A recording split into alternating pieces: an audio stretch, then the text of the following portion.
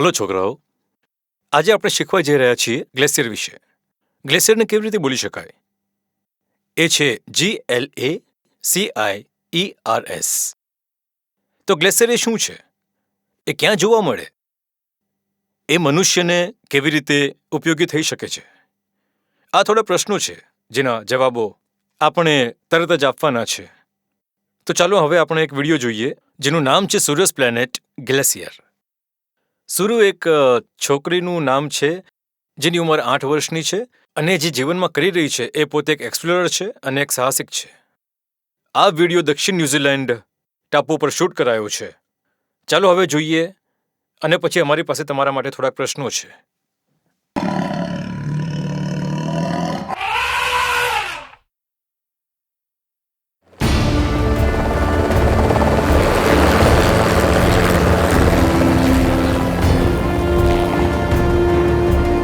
આપણા ગ્રહ પરના કેટલાય અદ્ભુત ગ્લેશિયર હવે અસ્તિત્વમાં નથી. આપણા વૈજ્ઞાનિકો કહે છે કે વધુ અને વધુ ગ્લેશિયર વિશ્વભરમાં પીગળી રહ્યા છે. હવામાનનું બદલાવાનું કારણ જણાય છે. મનુષ્યનું અસ્તિત્વ હવે મુસીબતમાં છે અને હવે આપણે કામ કરવા માટે રાહ જોઈ ન શકીએ. આજે હું તમને સાઉથ આઇલેન્ડ ન્યૂઝીલેન્ડના અદ્ભુત ફ્રાન્સ જોસેફ ગ્લેશિયર પર લઈ જાઉં છું. જેમ જેમ હું સૌથી ઊંચા સ્થાને પહોંચવા માટે ચાલું છું, ચાલતા ચાલતા હું તમને સમજાવીશ કે ગ્લેશિયરના પીગળવાનો સાચો અર્થ શું છે.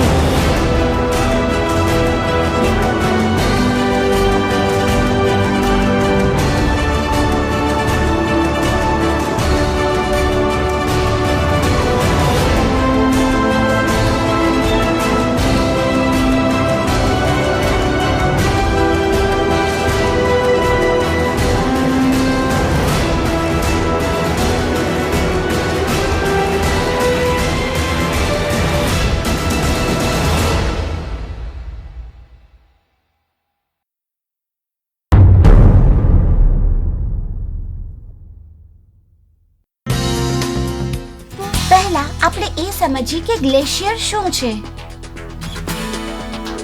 ગ્લેશિયર એક બરફનો મોટો સમૂહ છે જે ધીમે ધીમે જમીન તરફ સરકે છે.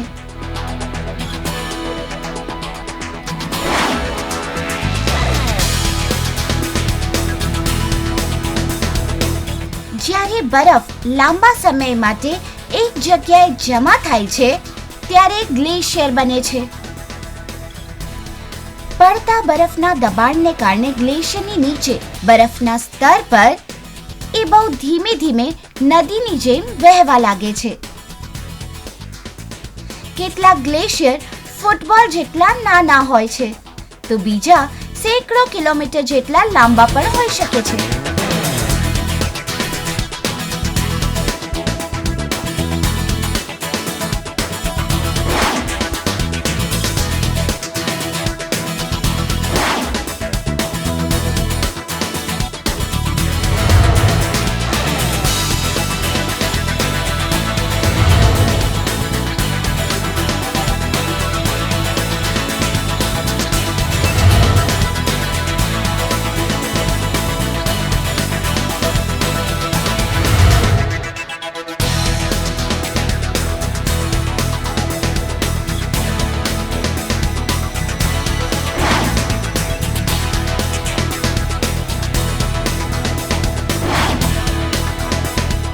મારા પહેલા સ્નો આઈસના અનુભવ માટે ઠંડા સ્નો ગિયર પહેરવા માટે હું બહુ જ ઉત્સાહી હતી, પણ મને પૂરી રીતે ફિટ થાય એવા કપડાં ન મળ્યા. કંઈ વાંધો નહીં, હું તૈયાર હતી. ફ્રાન્સ જોસેફ ગ્લેશિયર પહોંચવા માટે યાત્રા શરૂ થઈ હેલિકોપ્ટર સવારીથી.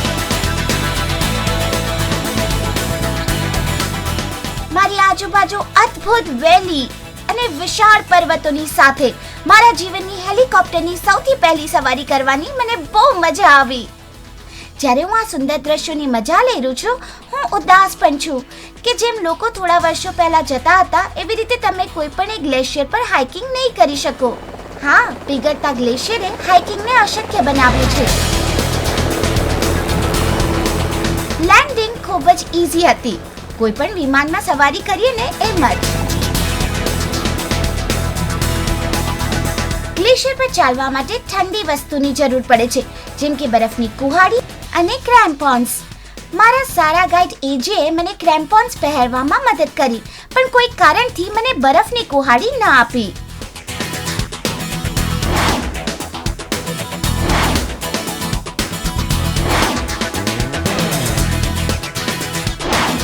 ફ્રાન્સ જોસેફ ગ્લેશિયર ન્યુઝીલેન્ડના સાઉથ આઇલેન્ડ પર છે.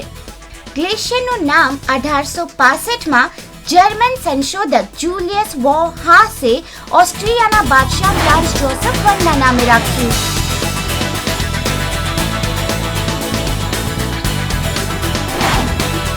માઓરીના મૂળ લોકો ગ્લેશિયરને કા રોઈ માટા હો હિને હોકાતેરે એ નામે બોલાવે છે.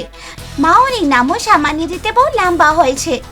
શરૂઆતમાં હું સમજી ગઈ કે મને સંભાળીને ચાલવું પડશે.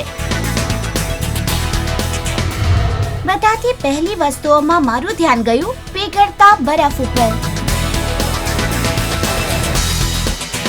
હું બસ થોડી વળી અને બરફીલા પાણીને સ્પર્શી શકી. જરાક ઉપર જોવાથી હું જોઈ શકતી હતી કે કેટલો બધો બરફ ઓગળી ગયો છે.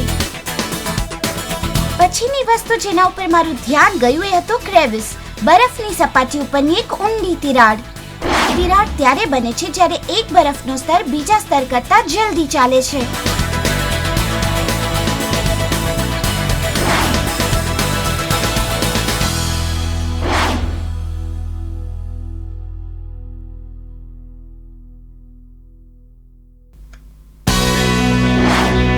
સમય પછી મારા ગાઈડને મારા ઉપર ભરોસો થયો અને એણે મને પોતાની રીતે શોધવા દીધી. સૌથી રોમાંચક ક્ષણ ત્યારે હતી જ્યારે હું પહેલીવાર બરફ ગુફાની અંદર પહોંચી.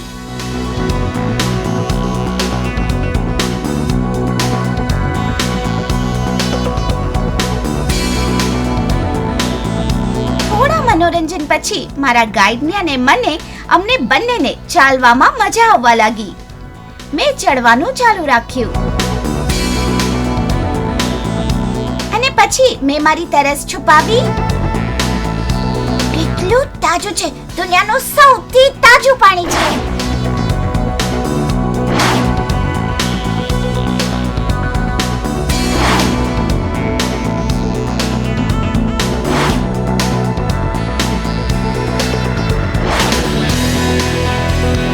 ચડવાનું હવે મુશ્કેલ હતું. મેં થોડા સમય માટે આરામ કર્યો. દુનિયાના સૌથી સુંદર ઘરમાં. ટોચ પર પહોંચવું સરળ નથી. તમને ઉપર અને નીચે, ઉપર અને નીચે, ઉપર અને નીચે, ઉપર અને નીચે ચાલવું પડે છે. પણ હું ટોચની નજીક પહોંચી રહી હતી.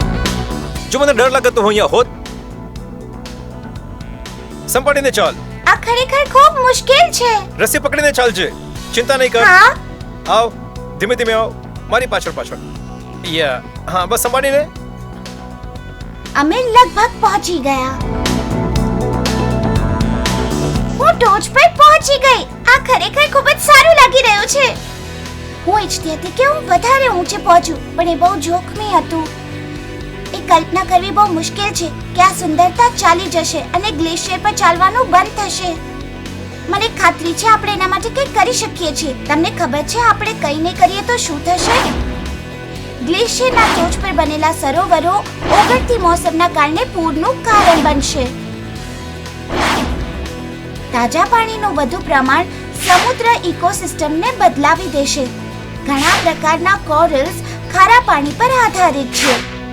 એ જીવન ટકાવવા વધુ તાજા પાણીને એડજસ્ટ નહીં કરી શકે.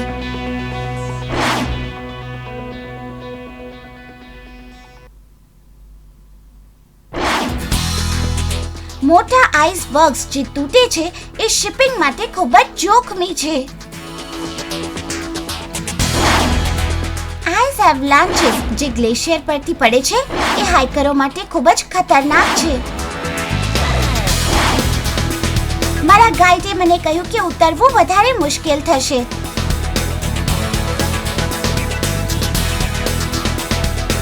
બીજી ગુફામાં જવામાં વધારે મજા આવી. રસ્તામાં એણે મને એક ઓગળતા બરફથી બનેલો ધોધ પણ બતાવ્યો. ત્યાર પછી અમે થોડી વધારે સ્પીડ પકડી. હું ફ્રાન્સ ઢોસાની સુંદરતાને ક્યારેય નહીં ભૂલી શકું.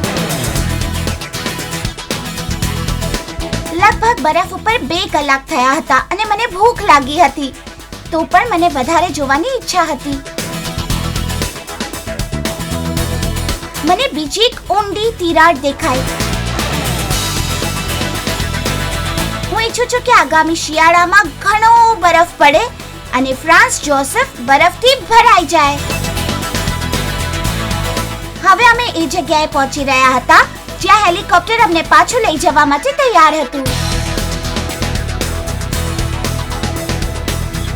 હું ક્યારેય જમીન પર આ રીતે 2 કલાક સુધી નથી ચાલી, પણ બરફ ઉપર ચાલવામાં મને બહુ મજા આવી. રસ્તામાં જતા જતા એક વધારે ડરામનો ધોધ જોવા મળ્યો. એની સ્પીડ બહુ હતી, પણ હું એની પાસે ન જઈ શકી. મને મારા જીવનમાં એક કામ કરવું છે, વાતાવરણમાં ફેરફાર લાવવો છે. હું વચન આપું છું, હું ક્યારે પણ કોઈ વસ્તુનો બગાડ નહીં કરું, અને જે પણ વસ્તુ રિસાયકલ થઈ શકે છે હું ચોક્કસ કરીશ. આપણે આપણી બેદરકારીથી કેટલીય વસ્તુઓનો બગાડ કરીએ છીએ, પાણી, પેપર, ઇલેક્ટ્રિસિટી અને કેટલીય વસ્તુઓ. ચાલો આપણે સંકલ્પ કરીએ કે આપણે સાવચેતી રાખશું અને કોઈ પણ વસ્તુનો બગાડ નહીં કરીએ. હું ઈચ્છું છું કે તમે બધા પણ સુંદર ફ્રાન્સ જોસેફની મજા લો. હું મારા ગ્લેશિયર પર ચાલવાનું અને મારી ફ્રાન્સ જોસેફને જેમ રાખવાની જવાબદારી ક્યારેય નહીં ભૂલું. આ મારા જીવનનો સૌથી સરસ અનુભવ હતો.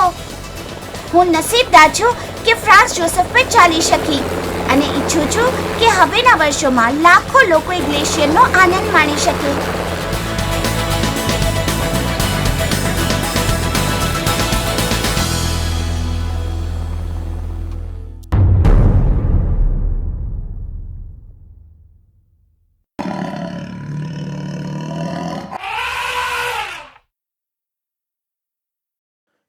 તો મને જણાવો, તમને આ વિડીયો કેવો લાગ્યો? Amazing, interesting, educated? જ્યારે તમે કોઈક નવી વસ્તુને જાણો ત્યારે આવો જ ઉત્સાહ હોવો જોઈએ. એ વિશે વધુને વધુ જાણવાનો પ્રયાસ કરો. હવે તમને ખબર પડી છે કે ગ્લેશિયર એ બરફના મોટા ટુકડાઓ છે. એ સૌથી જ શુદ્ધ અને સૌથી તાજા પાણીના સ્ત્રોત છે. જો બધા ગ્લેશિયર ઓગળે તો કાંઠે રહેલા શહેરો, મોટા શહેરો એ પણ ડૂબી જશે. આપણે આપણા ગ્લેશિયર્સને અને વાતાવરણને બને એટલું સલામત રાખવાના છે અને આપણે રિસાયકલ કરવાની છે આપણાથી બની શકે એટલી બધી વસ્તુઓનું. અને મને લાગે છે કે આ આપણા વિડીયોનો સૌથી મહત્વનો સંદેશ છે. અને બીજો મહત્વનો સંદેશ એ છે કે તમે તમારી જિજ્ઞાસાને જીવંત રાખો. તમારે હંમેશા કંઈક ને કંઈક નવું જાણવું જોઈએ, નવું શીખવું જોઈએ અને એવી રીતે જીવનમાં પ્રગતિ લાવો. આભાર.